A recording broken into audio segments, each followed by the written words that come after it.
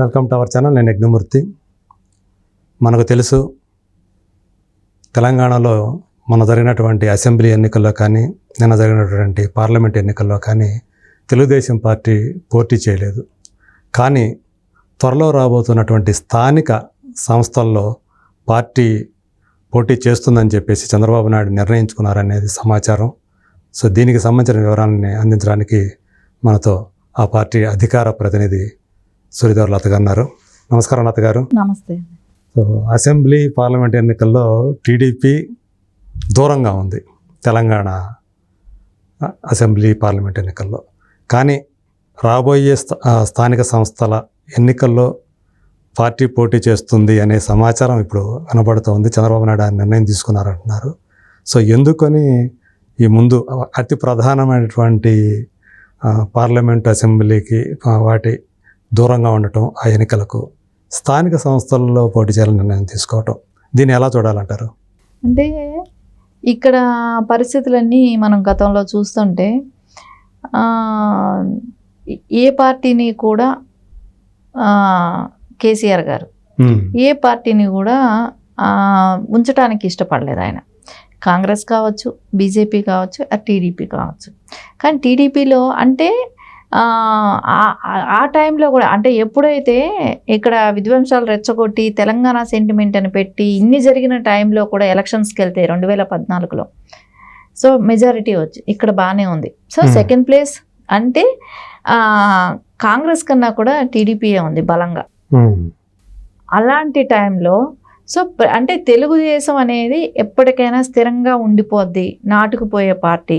So ఎందుకంటే చాలా బలమైనటువంటి క్యాడర్ ఇక్కడ ఉంది, తెలుగుదేశంకి బలమైన క్యాడర్ ఉంది.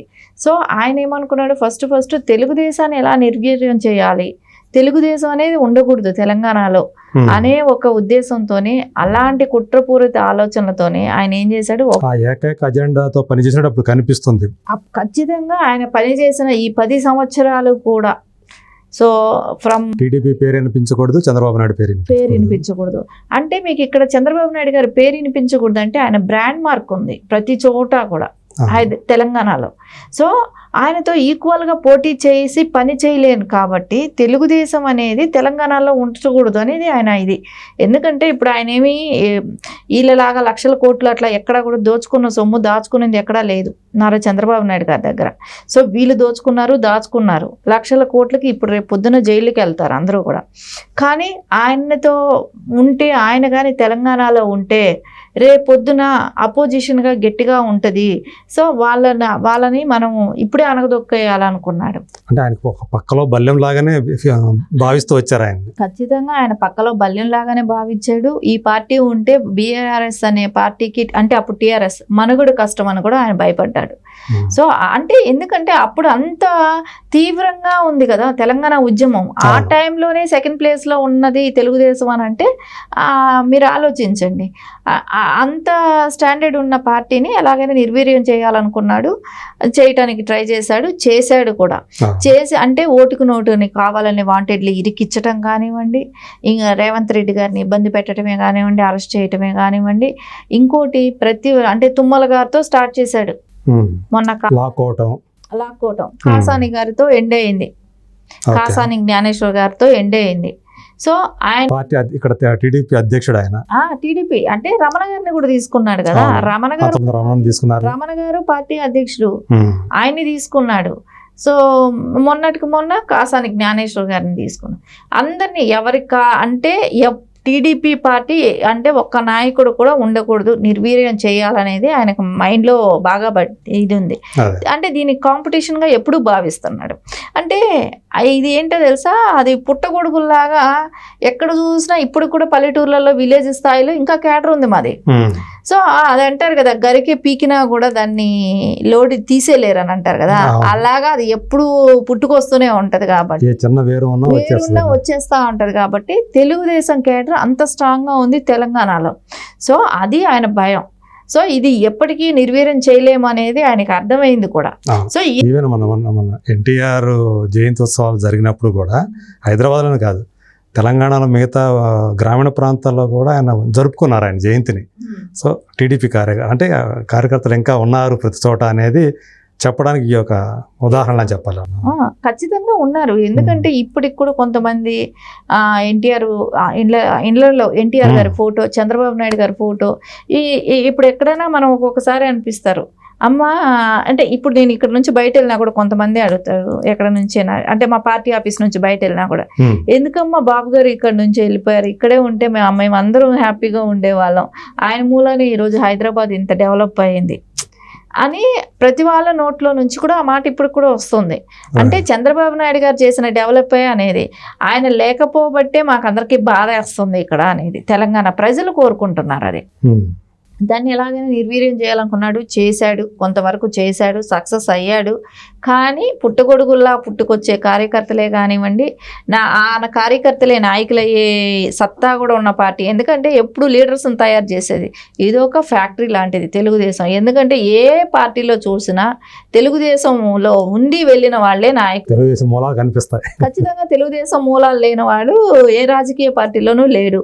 సో వాళ్ళే సక్సెస్ఫుల్గా కూడా ఉంటున్నారు. స్వయంగా చంద్రశేఖరరావు అక్కడి నుంచి వచ్చిన నాయకుడే, ఇక్కడ నుంచి మా స్కూల్ నుంచి వచ్చిన వ్యక్తే, రేవంత్ రెడ్డి గారే కానీ ఇట్లా ఎవరిని మినిస్టర్స్ ప్రతి పార్టీలో ఉన్నారు. సో అట్లా అందుమూలన ప్రతి చోట కూడా తెలుగుదేశం మార్క్ అనేది రాజకీయాలు తెలుగు రాష్ట్రాల్లో రాజకీయాలు ఉన్నంత వరకు కూడా సో ప్రతి వాళ్ళకిలో కూడా తెలుగుదేశం అనేది ఎక్కడో ఒక చోట టచ్ అయ్యే ఉన్నారు. సో అది అంత బ్రాండ్ ఇమేజ్ ఉన్న పార్టీ ఇది. సో ఇలాంటి పార్టీని నిర్వీర్యం చేయాలనుకున్నా ఏమీ జరగలేదు. కాకపోతే కొన్ని అంటే ఆంధ్రాలో కొన్ని అనుకూల పవనాలు లేకపోబట్టి అంటే అక్కడ అంటే చంద్రబాబు నాయుడు గారు ముందర ఏపీ మీద కాన్సన్ట్రేషన్ పెట్టడం మూలానే కానివ్వండి, అది కాకుండా ఆ టైంలో నా బాబు గారు అరెస్ట్ అవ్వటమే కానివ్వండి, ఎలక్షన్స్ బిఫోర్ ఇక్కడ తెలంగాణలో జరిగేటప్పటికి. సో ఇవన్నీ కూడా కొంచెం ఇబ్బంది కలిగించాయి.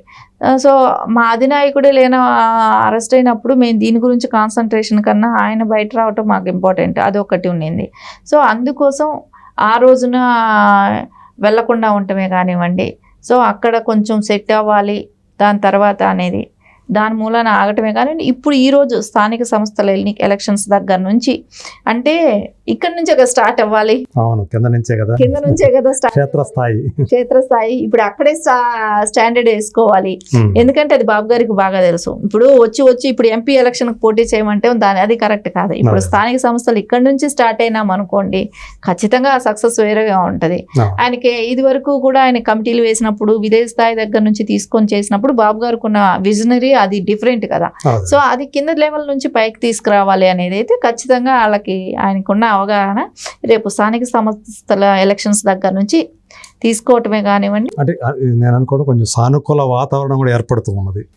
ఎప్పుడైతే బీఆర్ఎస్ కొంచెం బలహీన పడుతూ ఉన్నదో మన అంటే టీడీపీకి కూడా కొత్త సానుకూల వాతావరణం ఏర్పడుతుంది అనుకోవాలా. ఖచ్చితంగా బీఆర్ఎస్ అనేది ఇంకా బెడ్ మీద పడుకున్నా అంటే వాళ్ళు అనేవాళ్ళు తెలుగుదేశాన్ని అనేవాళ్ళు ఆక్సిజన్ లో లేదు, దానికి చచ్చిపోయిన డెడ్ బాడీ అనేవాళ్ళు, ఐసీయూలో ఉన్నది. కానీ మేము అపోజిషన్ ఇక్కడ తెలంగాణలో 20 సంవత్సరాలు దాటింది, స్టిల్ ఈ రోజు కూడా మేము ఉన్నాం. తెలంగాణలో తెలుగుదేశం పార్టీ ఉంది, కేడర్ ఉంది, నాయకులు ఉన్నారు, కార్యకర్తలు ఉన్నారు. సో వాళ్ళ క్యాడర్ ఎక్కడికి పోలా. ఏదో తీసుకెళ్ళినా ఈ రోజు బాబు గారు వచ్చి 4 మీటింగులు పెట్టారంటే అన్ని పార్టీల నుంచి వచ్చి మళ్ళీ తెలుగుదేశంకి వచ్చేస్తారు. ఎవ్వరు ఆ పార్టీలో ఉండరు. బాబు గారు ఒక చిటికేస్తే చాలు అన్ని పార్టీల నుంచి తెలుగుదేశంకి రావడానికి రెడీగా ఉన్నారు. సో అది మాకు ప్రాబ్లం లేదు. కానీ బీఆర్ఎస్ ఉంటుందో ఉండదో అయితే ఖచ్చితంగా వాళ్ళకే ఒక అవగాహన వచ్చింది. ఎందుకంటే ఈ రోజు రేపు ఎంపీ ఎలక్షన్ లో 1-2 వచ్చాయనుకోండి, ఆ పార్టీ వాల్యూ పోద్ది. సో అది కూడా వచ్చే అవకాశం లేదంటున్నారు. ఖచ్చితంగా లేదు. ఎందుకంటే వాళ్ళు ఈ రోజు వాళ్ళు ఏదైతే వాళ్ళు అప్పట్లో చేశారో సో అవన్నీ గ్రౌండ్ స్థాయిలో నుంచి వ్యతిరేకత అనేది వచ్చేసింది. సో ఖచ్చితంగా వాళ్ళు ఏదైతే వాళ్ళు అదే భస్మాసురుడు అంటాడు కదా, ఎవరి మీద తలపెట్టి చేయి మీద పెడితే వాళ్ళు బూడిదైపోవాలి, వరం కావాలన్నాడు, వాళ్ళ ఎత్తున వాళ్ళే పెట్టేసుకున్నారు. సో ఇంకా అది లేసేది లేదు, భస్మాసుర హస్తం లాగా వాళ్ళ ఎత్తున వాళ్ళే హస్తం పెట్టుకున్నారు. సో ఇంకా అది అట్లాగే ఉంటుంది, నిర్వీర్యం అయిపోయే పార్టీ బీఆర్ఎస్ పార్టీ. అంటే కొంచెం ఏదన్నా అంటే ఆశావహ ఇదేమైనా కనపడుతున్నాయా మీకు పరిస్థితులు? అంటే స్థానిక సంస్థల్లో పోటీ చేస్తే సో సానుకూలంగా రిజల్ట్స్ వచ్చే అవకాశం ఏమైనా కనిపిస్తుంది? ఖచ్చితంగా ఈవేళ ఇప్పటి వరకు కూడా చాలా చోట్ల ఖమ్మం కానివ్వండి, హైదరాబాద్ గ్రేటర్ హైదరాబాదే కానివ్వండి, మల్కాజ్గిరి కానివ్వండి, నిజామాబాదే కానివ్వండి, వరంగల్ కానివ్వండి, ఇట్లా కొన్ని చోట్ల మా ఓట్ బ్యాంక్ మాకుంది. So Okay. మొన్నటి వరకు కూడా అంటే 2 ఎలక్షన్స్ పార్టిసిపేట్ చేయకపోయినా కూడా మా కేడర్ని కలుపుకొని కొన్ని పార్టీలు పనిచేసుకున్నాయి. ఓకే. సో మా కేడర్ని కలుపుకొని కొన్ని పార్టీలు పనిచేసుకున్నాయి, ఆ పార్టీ నుంచి వేరే పార్టీలకు వెళ్ళిన వాళ్ళు ఈ క్యాడర్ని కూడా ఉపయోగించుకున్నారు. సో అది అప్పట్లో ఎవరూ తప్పుపట్టలేకున్న పరిస్థితి అవును, ఎడతెరిగి పోటీలో లేదు కాబట్టి సో ఇప్పుడు అది కాదు కదా. సో మా కేడర్ మాకే ఉంటుంది. ఇప్పుడు వేరే కేడర్ అంటే వేరే పార్టీలో ఉన్న వాళ్ళు కూడా మా పార్టీకి వచ్చే అవకాశం ఖచ్చితంగా ఉంది. ఓకే, థ్యాంక్ యూ అండి. Thank you.